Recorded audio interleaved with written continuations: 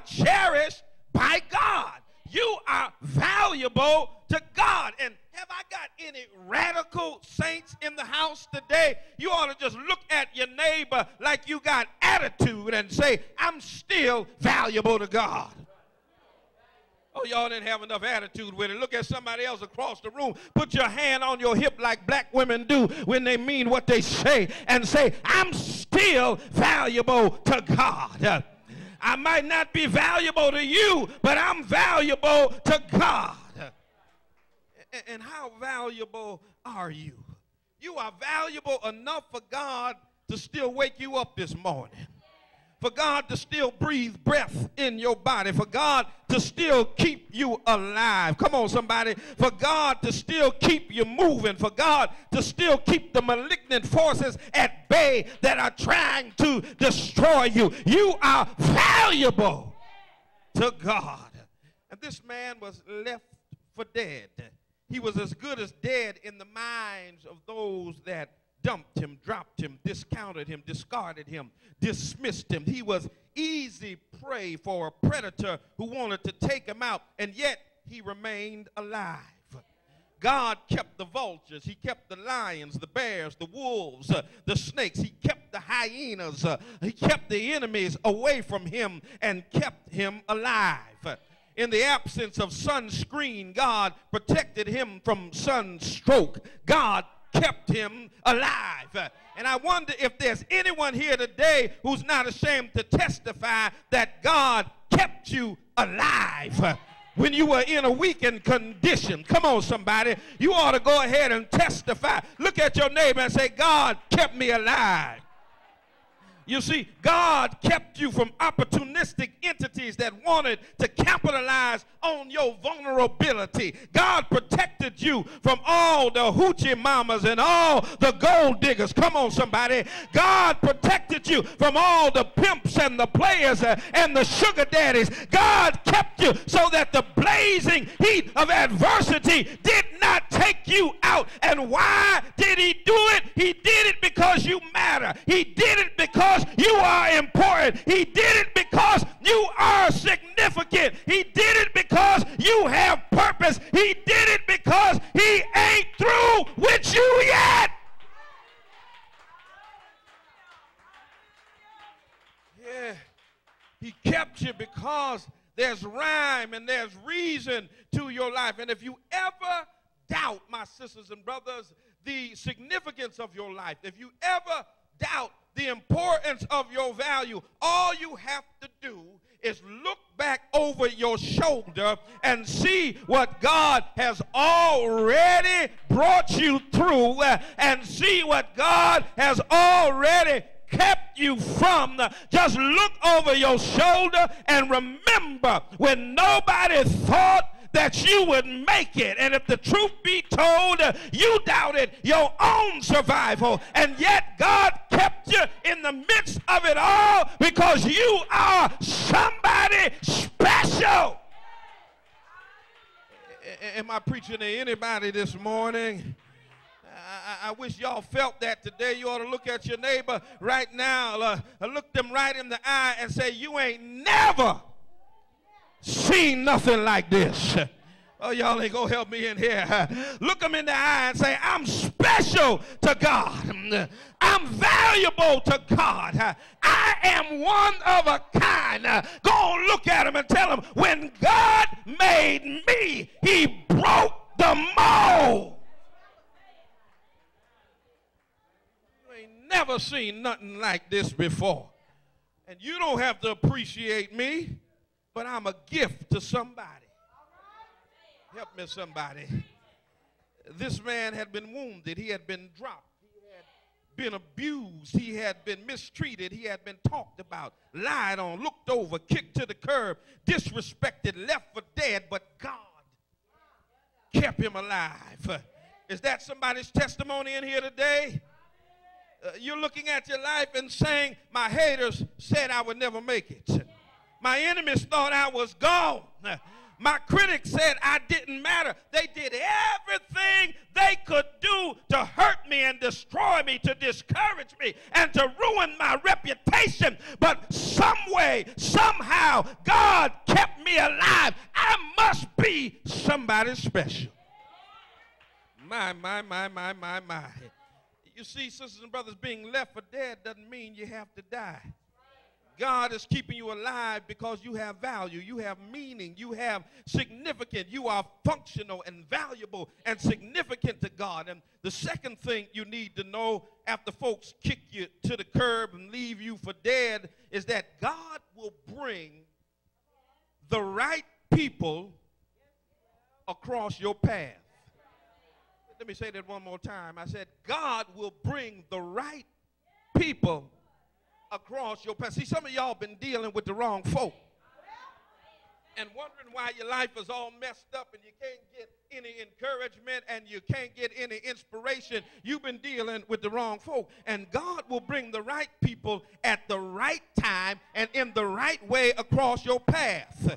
Sometimes there's so much dysfunction around you that others might not want to be around you. Y'all ain't gonna help me now. You see, we want to know who a person is and what he or she has and what he or she can do for us before y'all ain't gonna help me now. Have you ever noticed that folk that got some means or some influence, come on somebody, or some significance, folk try to flock to them and get to know them because they are not thinking of the value of the person. They're thinking of, like Janet Jackson said, what have you done for me? Y'all ain't gonna help me preach in here. What they can do for us before we get involved with them. But notice in the text, David's men extended hospitality to this man in spite of his situation. They didn't know his identity. He obviously did not have anything he could offer to them in return. They were kind to him when he had nothing to bring to the table for them. Before they knew who he was, they were kind to him. Come on, somebody. And check this out. He accepted their kindness. I'm going to say that again because I got to go down the corner right here in this point. He accepted their kindness. What am I trying to tell you? When you're in a situation like this man was in, you cannot afford to let the high price of ego keep you from getting helped. Y'all ain't going to help me preach now. You can't be choosy or proud about who's extending a hand to help you.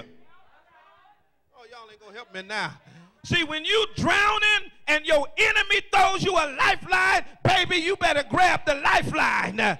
Sitting there talking about, I don't like him, so I'm just going to drown. You sinking in quicksand and somebody puts a tree limb out, you better grab that limb and stop waiting for the right person to come along and help you. He accepted their help even though they were technically his enemies. Some of y'all missing this. He had been left behind to die. And he needed to take any kindness that anybody would show him. I'm trying to help somebody in here today because there are those who permit their past wounds to cause them to shun any present kindness that anybody is trying to show to them. They're suspicious of a new love because the old love broke their heart. I know I'm in somebody's living room right here. They are suspect of one pastor because the pastor they used to have messed them over. Y'all ain't going to help me preach in here right now. They don't get involved in the new church because they were hurt in the last church. So they make people jump through hoops in order to prove themselves now because of what somebody else did to them then. Well, look at your neighbor and tell your neighbor, you better accept the help that God's trying to send you. Let me help you. Let me help you here. You see, you can't lose your mind over the one that left you because you're going to need your mind to deal with the one that's coming. I wish I had somebody in the house today.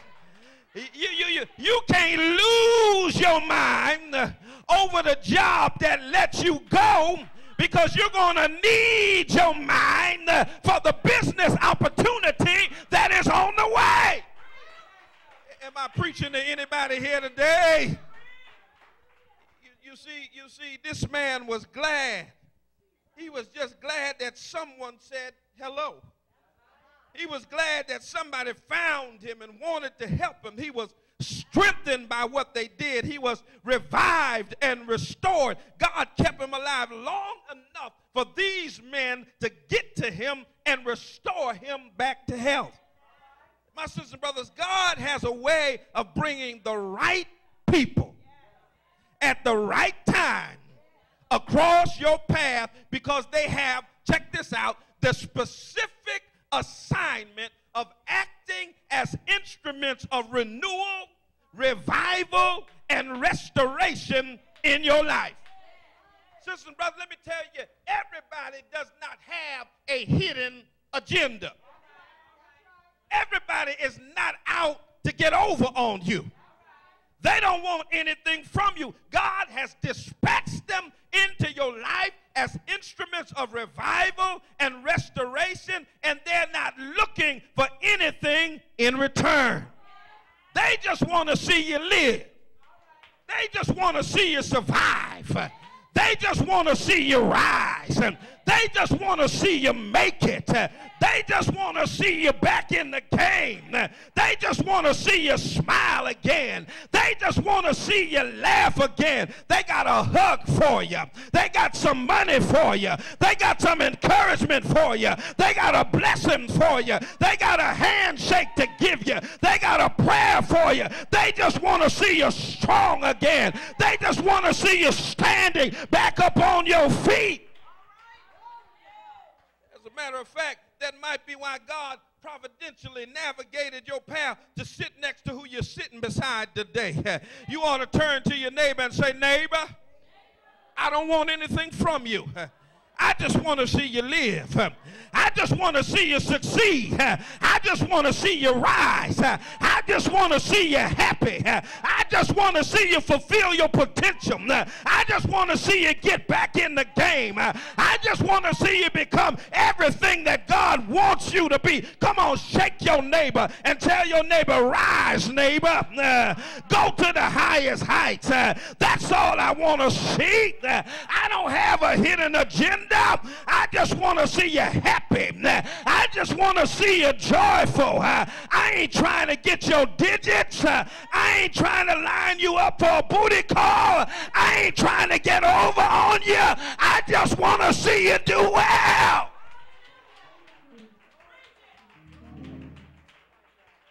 Can I preach in here today? Oh, my. Sisters and brothers, God will bring the right people at the right time in the right way across your path because they are instruments of renewal, revival, and restoration in your life. Sit down for a moment. May I tell you today that for everybody that passed him by, God brought the right people at the right time to come and see about him. I'm trying to help somebody. Can I encourage you today? You ought to forget everybody that passed you by. Forget everybody who did you wrong. Forget everybody who did not help you.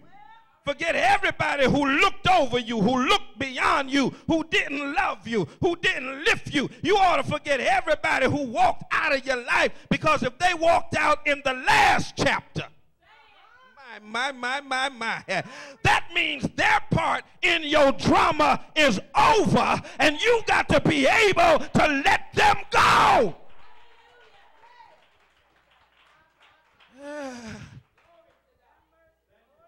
At the right time, God will bring the right people, and when they show up, you'll forget everybody who didn't help you. It won't matter who didn't like you and who didn't help you, because God will have somebody in your life that can make a difference in your life. Now watch this here. David's men didn't even know who this Egyptian man was, yet they provided for him. And you see, it was only after he got better and got some strength that David even asked him who he was and where he was from. And so the man testified that he was an Egyptian who belonged to an Amalekite and that he had been raiding several towns. He said, we were going along and we were bum rushing everybody in sight. We were looting everybody and burning down villages. He said, we even burned down that town called Ziklag. And we took all the women and all the children and all the money and we took all the food. Now, he obviously didn't know who David was. He didn't know that the town he invaded was David's town. He didn't know that the women and the children that they took were David's women and children. For if he had known who he was talking to, the brother would have been a little more careful with his comments. Come on, somebody. But this is what you have to see, that God let that thing happen the way it happened because this Egyptian's, watch this Egyptian's life was necessary for David. Some of y'all missed that. Some of y'all will get it later. He let it happen the way it happened because this man's life was important for David. He provided important information to David about David's enemies. And God allowed this to happen in the Egyptian's life because it was necessary for him to bless David. I'm just trying to tell somebody here today that your life experiences are necessary for somebody else's life. You're going through what you're going through and experiencing what you're experiencing because out of your experience, God is going to bless somebody else. Oh, my. You see, your recovery is necessary for somebody else's recovery. And so my final point, my sisters and brothers, is that the enemy made a mistake by keeping the man alive. Y'all ain't gonna help me in here today. He left him for dead, but he did not die. And one fatal mistake that the devil always makes is leaving you for dead instead of killing you. He thought that you would never recover. That's why he didn't take you out. He expected the bankruptcy to mess you up. He expected the rape to mess you up. He expected the divorce to mess you up. He expected the arrest to stop you in your tracks. He expected the abuse to take you out. But the enemy should have killed you when he had a chance because now it's too late. Oh, my. Somebody ought to testify to the devil today and say, devil, you should have killed me when you had the chance. But now it's too late. You see, on a larger scale, the Egyptian being left for dead had a purpose. He was left in a particular place because God was up to something. The man couldn't die because he had information that David needed.